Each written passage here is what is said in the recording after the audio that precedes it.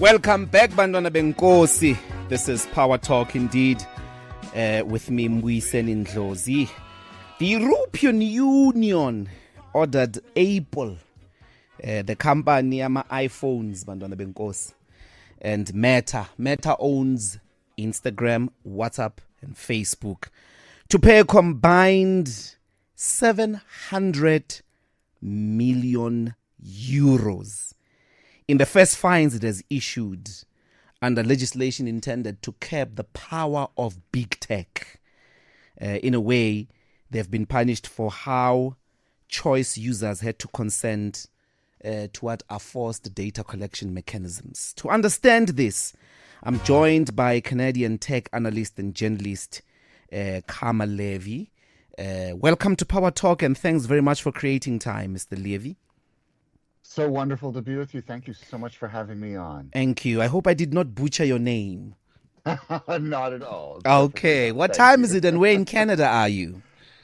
It's a little bit early. It's just after 5 in the morning here, 5 a.m. I am just outside of Toronto in a little city called London, Ontario. Just like the London, England, except we even have a Thames River, except my accent is obviously a little bit different. And I hear that you guys have a new sheriff in town. Yes, we do. So it was a very long night here in Canada. It was election night. We voted federally for our federal government. So Mark Carney, who is the leader of the Liberal Party, was voted as prime minister, beating the conservative candidate. His name was Pierre Poilievre. And interestingly, like pretty much every other country on earth, the influence of the United States, of the current Trump administration, felt very strongly across our shared border, as Donald Trump, the American president, had been issuing social media posts right up until Canadians were voting. And of course, Donald Trump was hoping that Mr. Poilievre, the conservative candidate, who is very closely aligned policy-wise with the ruling Republican Party in the U.S., would in fact be elected. He was not. His party did not receive enough seats to form government. And in fact, he lost his seat in his riding as well. So it's unclear what happens next. The Liberal Party did not achieve what we call majority. So it's a minority government. Now the negotiation starts as they negotiate with the other parties to determine who ultimately will form government and what that will look like. So it's a win for Mark Carney, but not the complete win that he had been hoping for. Wow, interesting developments indeed. And it sounds like South Africa with the coalition talks that we on our side had in 2024. That's exactly it. You have to make friends with your political enemies in order to maintain power. And that looks like I would expect they're probably all gathered around the tables in the negotiation rooms even now. Okay, now to the subject of the European Union's, basically, firstly, just a basic introduction of this legislation by the European Union. What does it entail? So it's known as the Digital Markets Act, or the DME, and it's basically designed to ensure that large tech companies give consumers, businesses, anyone who uses their services more choice, and that it prevents these big tech companies from out competing or behaving like monopolies in these digital markets. So, for example, Apple runs the App Store, and are they allowing competition in the App Store? The European Commission now says they did not. They're accusing Meta of also behaving in a way that blocks advertising competition on their advertising network. So it's designed to level the playing field and rein in some of the more egregious monopolistic-like behaviors that the large tech companies have been accused of engaging in recent years. And right now they've decided it's a relatively new law. It's only been enacted for less than a year, and this is the first time that the European Union has, in fact, used this law to go against any tech company. So it's almost like they have a new toy and they want to use it, and they're sending a message now saying, this isn't just a law on paper, we're actually going to go after these companies and punish them if they violate that law. Just for the benefit as well, again, of our listeners, how does the sort of tech market look like in the European Union? I mean, we know of these big giants from Amazon down to TikTok, but Mhm. how does that market in the European, certainly here in South Africa, it's very much saturated by America or American owned companies, so to speak, with maybe Telegram, which is not just US owned, but in the main, it's these big companies. Is it the case in the European Union? It very much is. Even though these companies are based in the US, they are global in reach. And in Hmm. fact, they dominate their respective markets. So, for example, when you look at the sheer numbers, yeah, TikTok is, easily the single exception owned by ByteDance, which is a Chinese company, Hmm. but the vast majority of the others. So if you're using social media, then you're using Facebook, Instagram, WhatsApp. If you're using X, if you're using if you're buying an Apple device, Apple has its own ecosystem across all of its devices. Mm. You don't have a whole lot of choice in terms of how where you connect with the largest networks of people. Facebook alone has over 3 billion monthly Yes. active users. So these American companies make it very difficult for individuals and businesses in any other country to realistically market their wares to anyone else, to realistically communicate with their friends and family, because everybody is on those platforms. It doesn't leave enough room for other competing platforms to maintain a business, to build Can you enough break that scale down around for the us? world. In what way? I mean, I know maybe it's some obvious answer. It doesn't seem so axiomatic in my head. What argument would have been made at the European Parliament to say something in this case? Let's take Facebook, that Facebook makes it difficult for other competitors of social media applications to emerge. In what way do they make it difficult? Do they shut them down, or in what way do they make it difficult? Mhm.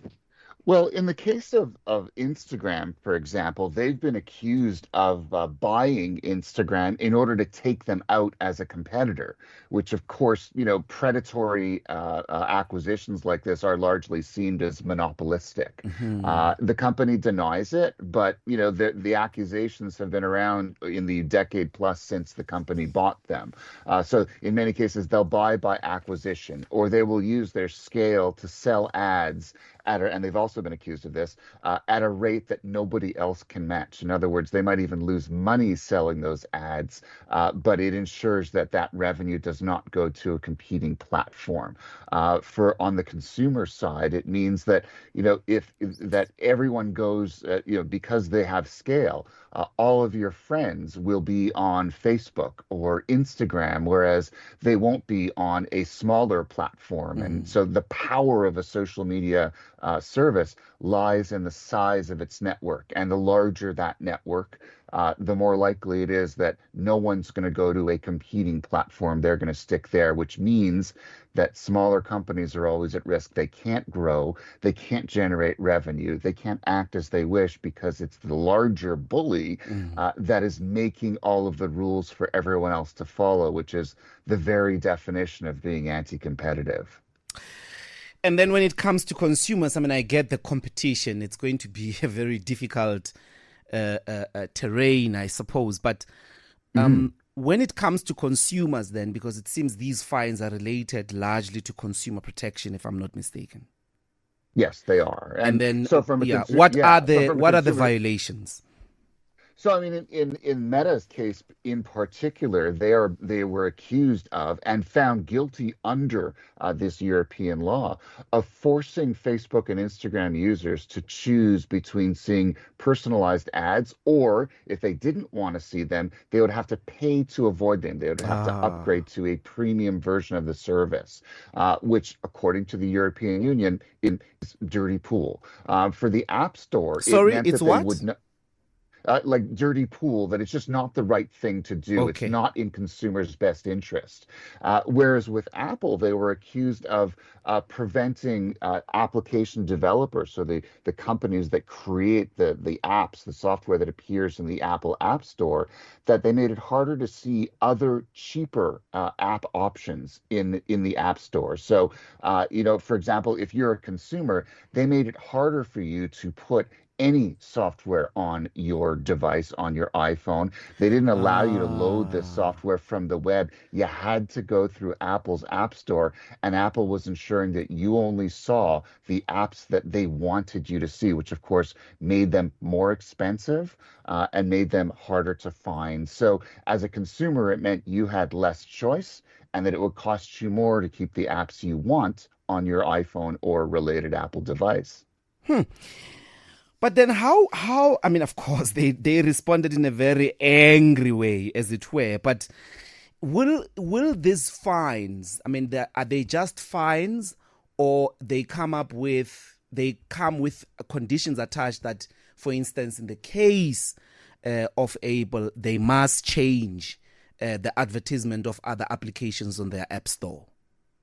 Yeah, it's most definitely both. Like to resolve the problem, there are sort of two avenues that the European Union offers, and one is you pay a fine, but that isn't enough. In order to be compliant with the law, you have to change the way you behave, Mm. and that means that they have to, in Apple's case, they would have to open up their app store and make it easier for consumers to install apps that maybe aren't necessarily for pay. For Mm. Meta, they would have to give consumers more choice and not force them to pay for a premium subscription if they don't want to see ads. Give them more tiers or levels of access to their services.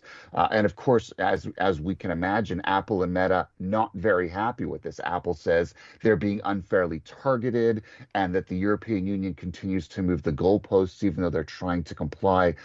Meta is saying that they are trying to the EU is trying to hold back American businesses and punishing them for their success, and that they're applying different rules to American companies as compared to European and Chinese tech companies. They say everyone has different standards, and that's not fair. So it's become a very, let's call it, nasty battle. Mm. European Union saying we have this new law and we're going to force American companies to behave the way we want them to.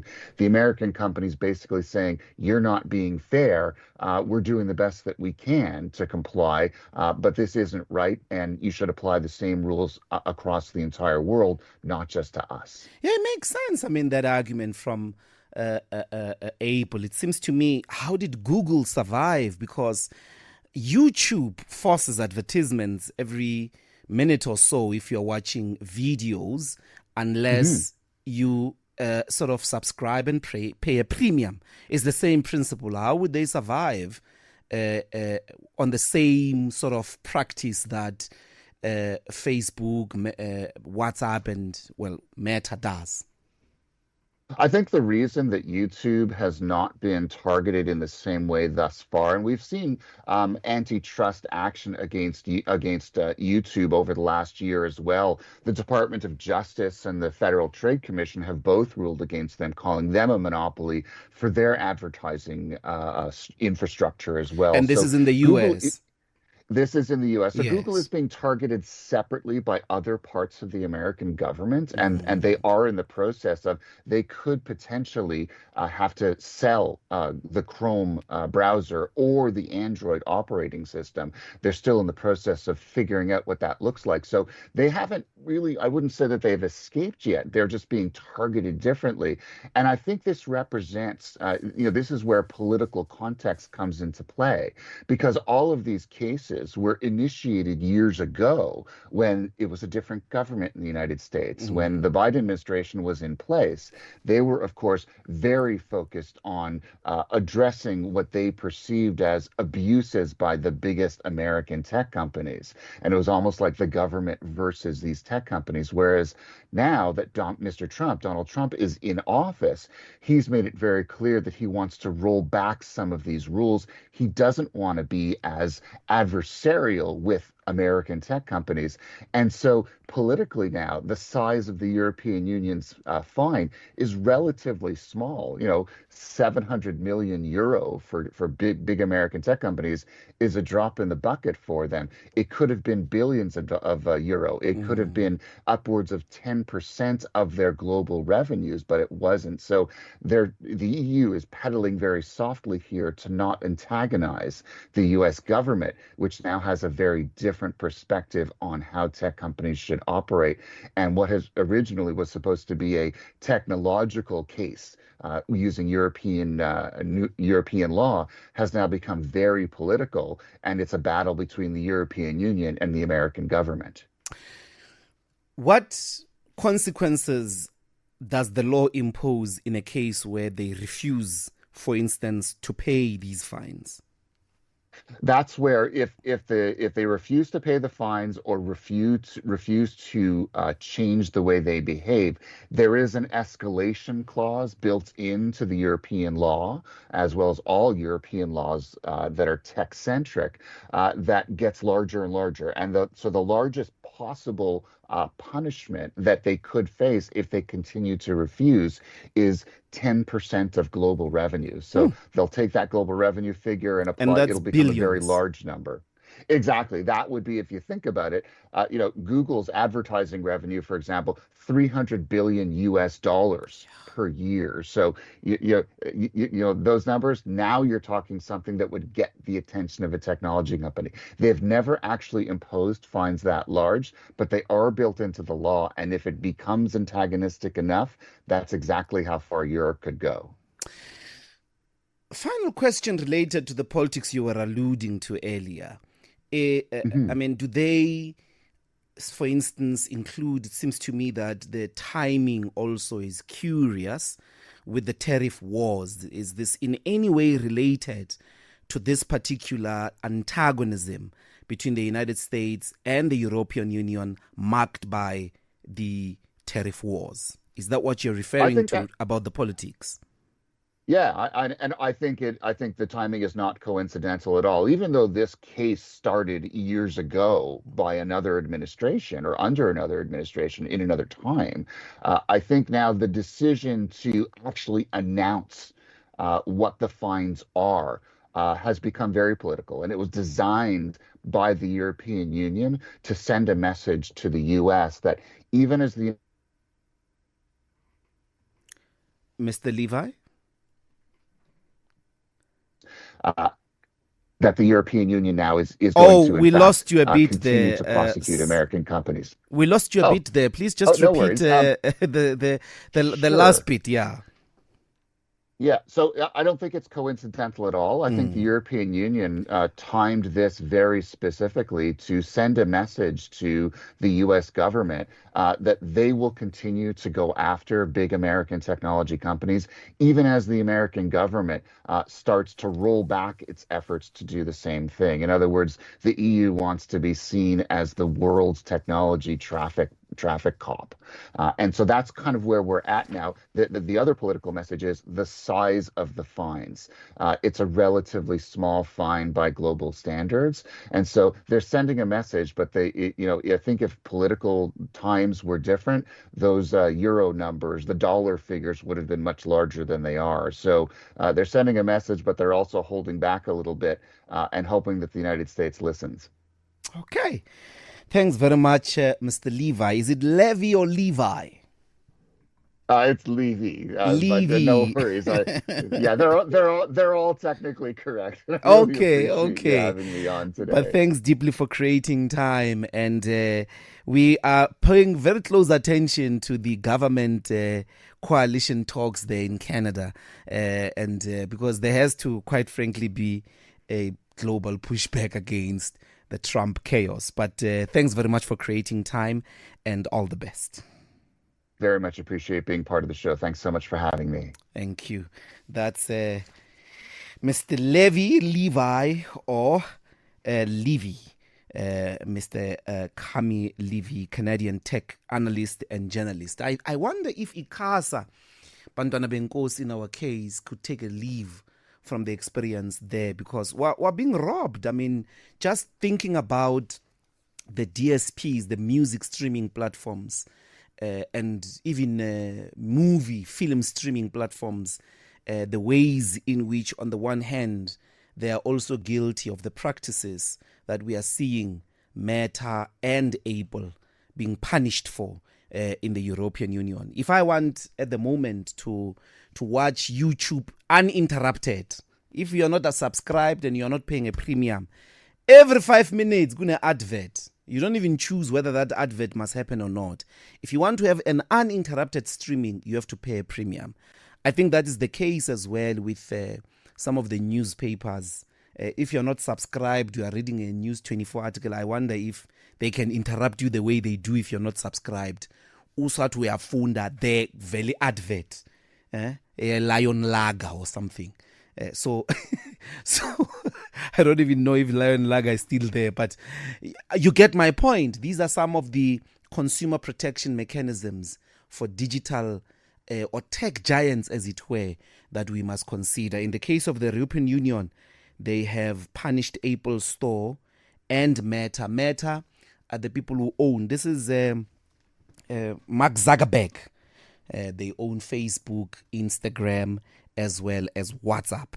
They've been if you want to translate that into South African rands, is over 10 billion rands that they've been punished with regards to these particular violations, mainly in the interest of consumer protection. I wonder if we can take a leaf, ICASA and our own consumer protection commissions